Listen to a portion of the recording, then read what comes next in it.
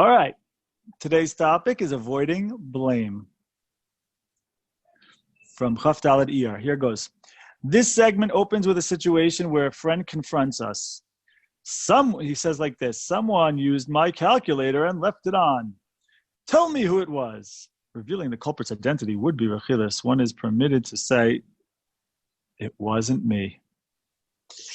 However, this would not be the case where one is present at a private board meeting where the majority voted not to renew Mr. Stein's contract as synagogue custodian.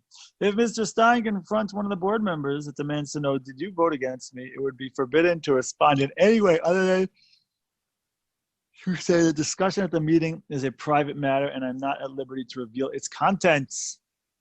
This applies even when one actually voted in favor of Mr. Stein strongly disagrees with the majority decision to get rid of Mr. Stein. Chafetz Chaim offers us a real-life situation which often leads to rechilas.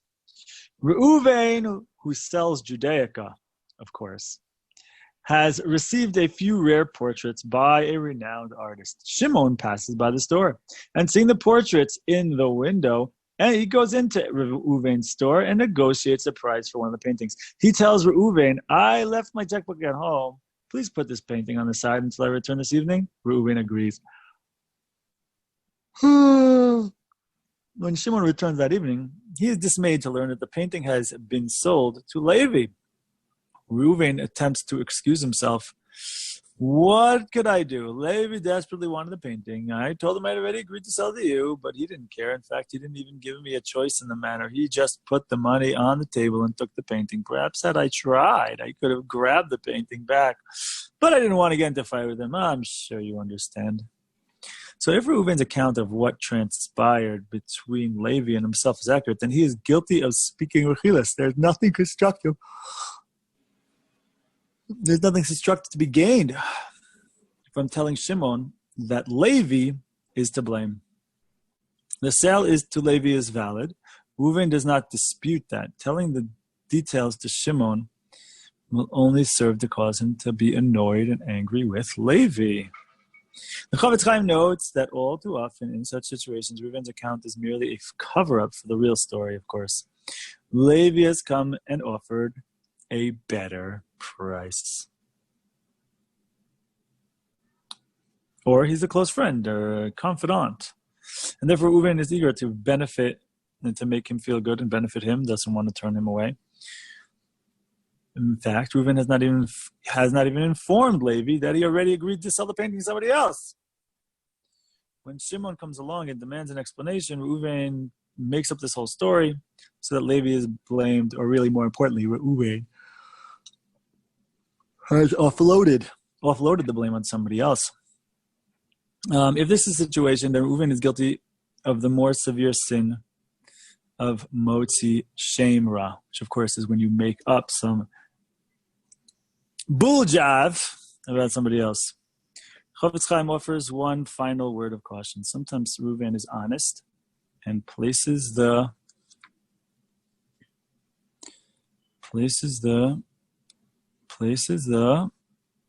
blame squarely on his own shoulders. I'm sorry, he says, it was my fault. Someone came along with a better offer. I sold it to him without informing him, and that I had a verbal agreement with you. Even then, Reuven should not reveal the identity of who the person is, because it's possible that Shimon will harbor some kind of ill will or resentment towards Levi, despite the fact that, of course, Levi had no clue of this wrongdoing. This concludes the laws of rechilas. In the remaining segments, Chafetz Chaim offers important illustrations relating to various concepts in Shmiras Lashon guarding one's tongue. Boom. Tov, anyone want to share anything? You know what interests me the most? No, oh, hey! Who's that? I would like to share that headset is dope sauce. For realsies, yo. Anyone else? Oh, is that Mr. Perspective talking? I prefer Mr. Collector. Oh my gosh. Collector? No. You're going to be a philanthropist. Mr. Philanthropist speaking. No, I'm Mr. Perspective Collector. A perspective collector. All right. Now, do you get it? I get it, but it was more interesting when you were Wait, Mr. Perspective. So Yona, you're PC? Yeah. What? Nice. Right? The real PC. Good response. The real PC. You can put that on your thing somewhere. Making PC. By the way, I have to say, your writing actually, I have to say, is really, really good. Really good. Thank you, Ron. I really liked it. No problem. I gotta read more of it, but from what I saw, it was good. One and a half articles, something like that I saw. I'm gonna post another one today. So what do I want to say? That one thing that's very interesting about this is the little thing that he ends off with, which we all know is true. Don't tell Shimon that he ended up. He's guy's totally honest. Oh my god. Oh yeah. Sorry. The guy's totally honest, and he says, "Listen, Levi didn't know a thing about it. Doesn't matter. There are going to be people, who, whether it be you want to call them lower caliber at that particular moment, whatever it might be. The bottom line is, people will be people, and that there are going to be some people, right? There are going to be some people. There'll be some people who will harbor ill will and resentment towards someone, even though it wasn't their fault. It's clear, the story that we heard was that the painting had been sold by the owner to this other guy who came along and offered a better price. The other guy who offered the better price and ended up with the painting didn't even know that there was a previous verbal agreement between the store owner and the buyer. How can there be that people are going to hold ill will against this new buyer? How could it be that someone who previously had a verbal agreement with the store owner is going to have beef with that buyer? There are going to be people who hold that ill will. Jealousy, no? Maybe. He has something that I thought it was mine, that I already, I wanted it. Maybe, but let's be honest though. Whose fault was it? 100%. The guy at Amish had no clue. The guy had no clue. The guy had no clue that someone came along and just offered a better price. What do you want? And imitation is the greatest sign of flattery. This guy, his taste was that he had the same taste. He was flattering the first person's taste when he came along and offered a better price. Right? Alternatively, this first he didn't person... know. He never knew that there was another buyer. It's crazy, right? Think about it. And I think we could all relate to it to a certain extent. I don't know if in our own life, but we've definitely seen it in our lives. The way you are upset and you take the upsetness out on this person who had no clue. By the way, this is actually everything that ever happens to us ever with everyone, even when they do know. But that's already a whole Emunah Dvar Torah. We don't even have to go there in this case, right? I feel like that might be kind of a Freud Dvar Torah. No, not Freud Dvar Torah. I'm saying is that no matter whatever happens to you is from Hashem. So even if that guy does it, and there's no way he could do it if Hashem didn't allow him to do it. No, right? But that reaction, that guy's a puppet. Of transference of blame. Oh, yeah. Yeah, even if it's across decades, it happens. Very good. So I did want to go into a discussion about this. I was thinking something similar. This also sounds very similar to the way also in relationships. A lot of times if people are not in a healthy place, if people have daddy issues, if people have just unresolved stuff, trauma, whatever, a lot of times when we get married, we look to resolve that stuff with this new person. Right? So a lot of times what we'll do is we'll pick someone who's fits close enough to the drama that we have from the past. And in the interaction, there's something in our subconscious that's like, oh, this is a familiar dance.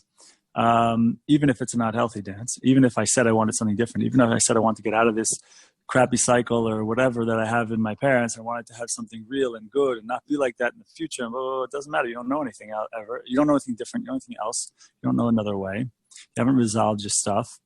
And so a lot of times we'll find someone else who's exactly the same, who's very similar the same way. And we start getting back into that familiar dance as much as we hate it. The swamp we know is safer and more regular for us than the swamp, or hopefully even the paradise. We don't know. And so we get into that, but at least good news though.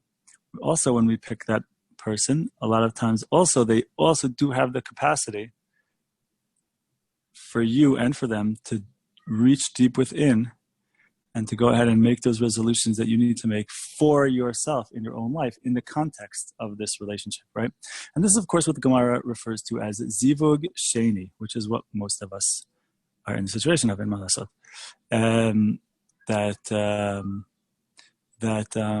What's it called? We have to, and it's not bad or good or whatever, it's just simply where are you at?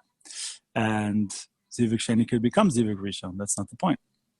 The point is that you're in a place where we're not in a state of what the Gemara calls being zocha. Zocha is from the word zach, which means purified, refined. And so we get into a situation where there's a lot of hitnagdut going on in the relationship. And then in those situations, we have to be reflective. We have to be introspective. We have to recognize whatever we're seeing on the outside, we have a little piece of that on the inside. And that Hashem is showing us that we need to look inward in order to uproot whatever little nikuda, whatever little point of that we have in our life. Even if we're seeing it outside of us on a grander scale, it means to say that on the inside of us, it does exist on a little bit. And we have to go ahead and look inward to uproot that particular piece and speck of whatever that negative trait that we have going on in our lives. Anyway. What? Just thought of that in a moment. Okay, that was like a big thing. Okay, great. Lionel, you got to cut this one up and put it on YouTube. Wait, what does that mean for the married people and what does that mean for the single people? Because both different things Nothing. And both big things. I don't get it. It's the same thing for the married. It's the same thing for the married people and the single people. It's just is what it is. Wait, could you repeat that? Repeat all of that, Lionel. All of it, just the last part. What Ali should repeat? No, you. I'm not sure what you're talking about. The thing that I just asked about. She's also like, wait, what did you just say? You just said a big thing. Yeah, okay. Man, I didn't make anything up. It's not chiddush. I don't know what you want me to say. I'm sorry. You said that, wait. Let me make sure that I'm understanding properly. Mm-hmm. Most people in this world, since we're not like perfected individuals, are not zochet to our zivug rishon. At first. Mm-hmm. You're thinking about it as people. Let's say it's souls. Let's say it's levels. Think about it like that. Did you freeze? Did I freeze? No, huh? My brain is frozen. See, one major problem that we have, and I've definitely have spoken about this before to either you or to people, I talk about this all the time, is that like we get in this headspace with this whole soulmate thing that it really messes us up. Right? Forget about the soulmate thing. It's not going to do you any good. Yeah, it exists, but it doesn't exist where you think it could exist. Just forget about it. Forget about the soulmate thing. It. Huh? But you just said it. No, but the point is, I said it in terms of states, in terms of where the relationship is at. I'm not saying it in terms of bodies, like here's how the person shows up in front of you, right? You can't, I'm saying it as a certain state of a marriage or emotional or a relationship or whatever. I'm not saying it like, this person's the one, and if you miss this person, that's it. You miss your soulmate. That's only going to mess up your life. Can you hear that idea? How that's going to mess up your life? Because here's what a lot of times people do. We spoke about this once in Sachlav over the phone with you guys. We did. This was our first conversation. Yes. Okay. So here you go. So what we say? We said that a lot of times people get into this headspace with this whole soulmate thing, and so then they feel a connection with a person. They're like, oh my gosh, this is amazing, or whatever. They really get me. I get them, blah, blah, blah, blah. It's so whatever. It's wonderful. So this person's my soulmate. And then what happens? There's another argument. There's another thing. There's a disagreement. You feel disrespected. There's this conflict. There's this conflict. And then all of a sudden, you're in a place where here you are. It's been a few months of the conflict now. And you're still dating this person. And you're feeling like, don't want to break, like, you're already hooked in, you're bought in already on the idea that this person's my soulmate. And so now it's like, wait, I don't want to break this off because this is my soulmate. It's like, dude, wait, hold on a second. Do you feel like this healthy? Well, it hasn't been healthy. Are you looking forward to spending time with this person? Well, honestly, not so much anymore. Do you like this person? I don't know. So wait, why are you marrying this person again? It's my soulmate. I get that for sure, but where is the difference? If you think, by the way, that doesn't happen, every day, I don't agree with you. I'm sorry, and especially in this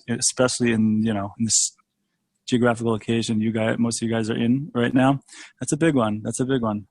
And so we have to like take a step back from all of these head games that we're playing with each other and classifications and labels, soulmate, blah blah blah, that nonsense. Well, hold on a second.